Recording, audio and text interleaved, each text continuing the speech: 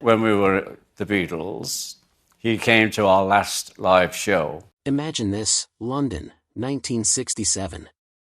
Inside Abbey Road Studios, the atmosphere is charged. Guitars buzz through amplifiers, engineers dart between booths, and cigarette smoke curls above stacks of reel-to-reel tape. It's another late-night Beatles session. Paul is tweaking a bass line, John is jotting half-finished lyrics on a napkin, George is deep in his guitar layers. And Ringo?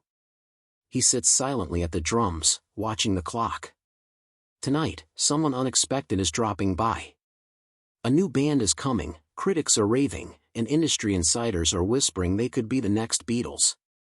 They're scheduled to visit the studio, shake hands, observe, maybe even impress the very legends they grew up admiring. But when the studio door swings open, the energy shifts. Ringo doesn't get up or smile, his eyes simply narrow as he watches the newcomers enter. Too loud. Too cocky. Too eager. With just one glance, he tenses, then quietly sets down his sticks. The session ends abruptly. No argument, no words. Just silence. For years, no one brought up that band again. Because Ringo Starr, the so-called quiet Beatle, the symbol of peace and love, wasn't always so forgiving. Behind the friendly persona and trademark sunglasses, he remembered every slight. And now, at 84, he's finally opening up. In a rare moment of unfiltered honesty, Ringo is naming the 6 bands he never forgave, the ones who insulted his talent, disrespected the Beatles, or simply pushed their luck too far. These aren't minor feuds or bruised egos. These are stories of betrayals behind the scenes, public insults, and legends who tested the wrong drummer. The biggest twist? Some of them built their entire careers idolizing the Beatles. First on the list, a band that strutted into Abbey Road like they owned the place, and left with Ringo's lasting resentment. And if you think this is all about musical rivalry, think again. The Rolling Stones, often called the Beatles' edgy counterparts. Cool, rebellious, charismatic. On the surface, their friendship looked genuine, but behind the scenes, it was barely holding together. It's a well-known rivalry, but one Ringo had never directly addressed, until now. Back in the early 60s, the Beatles and Stones were branded as Britain's musical powerhouses. They shared stages and photo ops, but beneath the smiles, there was friction, especially between their drummers. Ringo recalls Charlie Watts once telling him, "You were lucky to be in the Beatles. Anyone could have done what you did." Said with a grin, maybe intended as a joke. But Ringo didn't laugh. To him, drumming wasn't about flash or speed, it was about feeling the music, staying true to the rhythm. He believed in serving the song. And what the Stones never understood, he said, was that simplicity isn't a flaw, it's a skill. He didn't need to prove anything. The Stones always had something to prove, Ringo said. We didn't. That offhand remark, made in a smoky club during a quiet break between tour stops, stayed with Ringo for decades. He never spoke of it publicly, but the respect vanished. Even when the public rivalry faded with time, Ringo's feelings didn't. He and Charlie would exchange polite greetings, maybe raise a glass once in a while, but their interactions never went beyond formality. In private, Ringo would scoff any time someone claimed the Stones were on par with the Beatles. For him, it was never about sales or fame, it was about authenticity. And the moment that was questioned, especially by someone who should have known better, that was the end of it. Because the next band on his list didn't just insult. They insulted the Beatles themselves with their playing. Oasis was too loud and too proud. They called themselves disciples, but to Ringo, they were just pretenders, loud, arrogant, and completely missing the essence. By the 90s, Ringo was back in the spotlight, not just as a drummer, but as a rock legend, a solo artist, and one of the remaining icons of British music history. Then came Oasis. The Gallagher brothers burst onto the scene like a wild fight set to music, full of swagger, sneers, and anthems that shook stadiums. The media hailed them as the Beatles' rightful successors. They didn't merely admire the Fab Four, they seemed to worship them, or so it appeared. But Ringo saw through the act. They didn't truly love us, he later explained. They loved the idea of us. While Oasis borrowed heavily from the Beatles' sound, they lacked their spirit. Beatles references were plastered everywhere, from interviews to album covers, but behind the scenes, it felt more like exploitation. In 1996, Noel Gallagher boldly claimed Oasis was bigger than the Beatles, echoing Lennon's famous, controversial statement from decades before. Yet, where Lennon spoke ironically, Noel's words were full of ego. Ringo stayed silent publicly, but backstage at an awards show that year, tensions flared.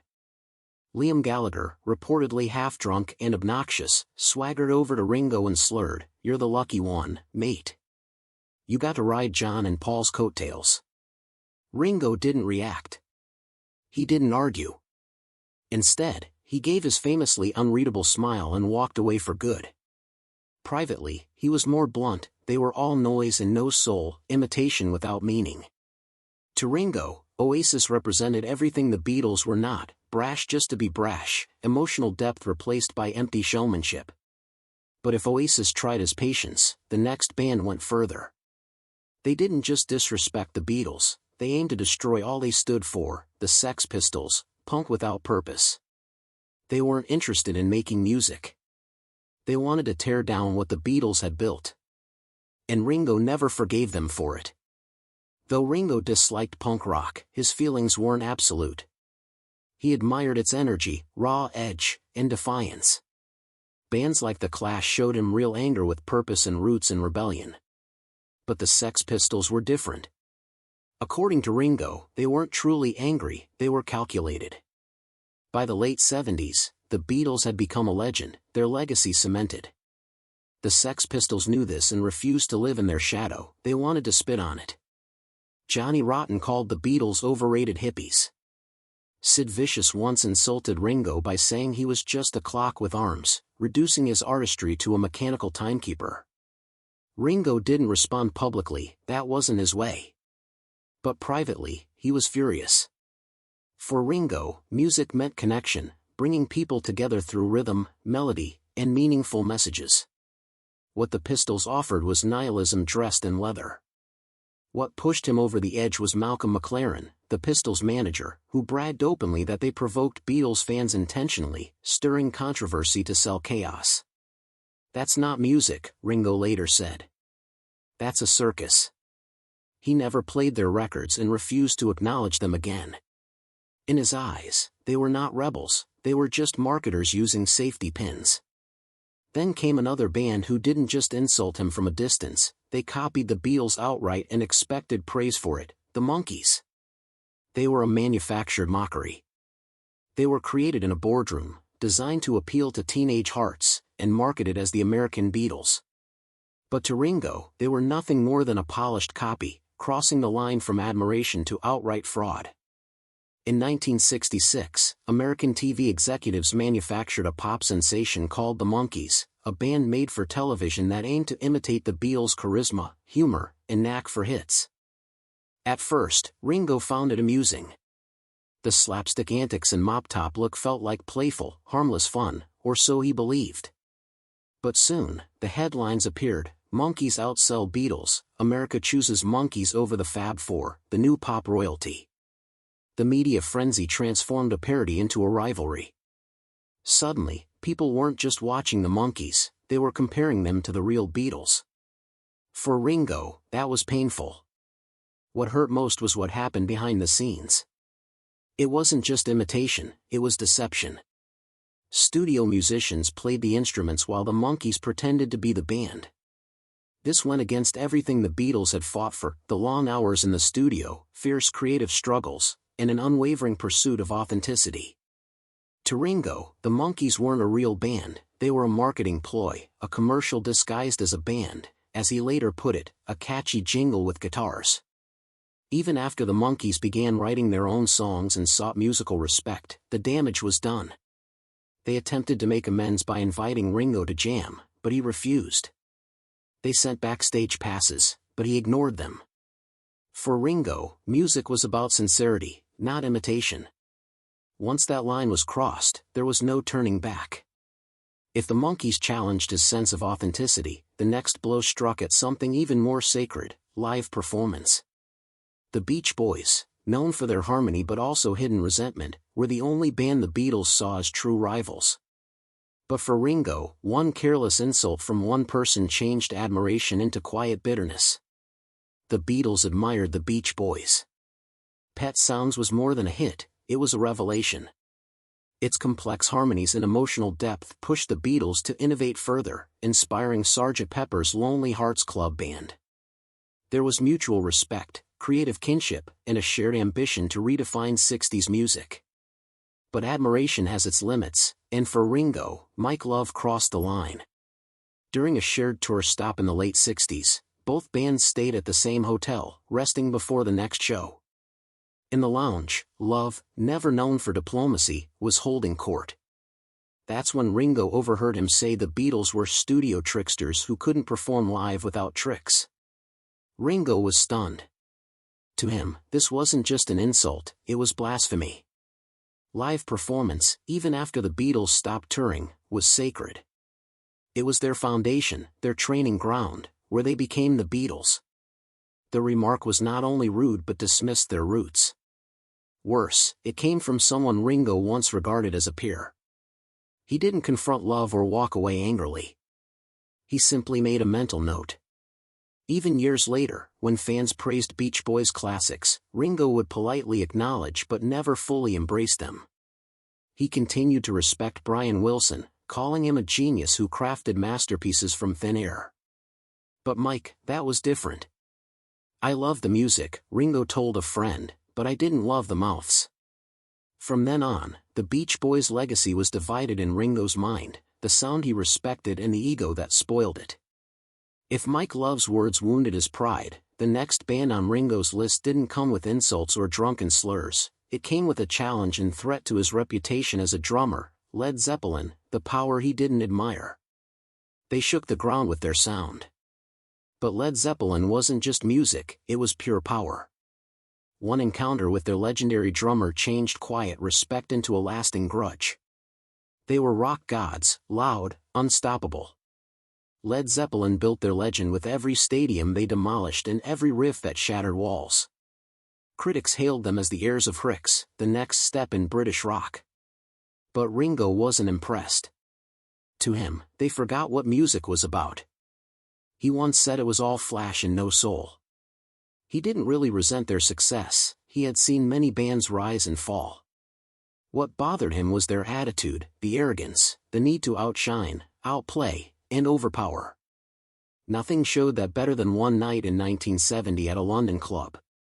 Ringo was quietly drinking in a corner when John Bonham, Zeppelin's relentless powerhouse drummer, approached him. They talked briefly, then Bonham grinned mischievously and asked, "Fancy a drum off?" Ringo smiled politely and declined. Competing wasn't his way. He didn't play for show. But Bonham pressed on, laughing as he said, "Didn't think so, triangle player of the Beatles." Half joke, half insult, delivered with a smirk, but it hit hard. Ringo didn't argue or react. He finished his drink and left. He never spoke to Bonham again. For Ringo, that moment captured everything he felt about Zeppelin, a band obsessed with domination, drowning out melody with volume. Where Ringo played with subtlety, Bonham played with raw force. While the world worshipped that thunder, Ringo stayed unmoved. "They hit hard," he said, "but they didn't move me." With that, one of rock's greatest drummers accepted a hard truth: sometimes the loudest bands have the least to say. So why speak now, after all these years? At 84, Ringo Starr is no longer just the cheerful Beatle behind the drums. He's one of the few voices left from an era that changed music forever. And maybe, he's done pretending everyone got along. These 6 bands didn't just clash with his taste, they challenged his core beliefs about music. For a man who built his life on rhythm, peace, and collaboration, those wounds ran deeper than most knew. He's not calling out names to cause drama. He's setting the record straight. Because sometimes, even the quietest person in the room remembers everything. If you want more stories that reveal the people behind the legends, don't forget to like and subscribe.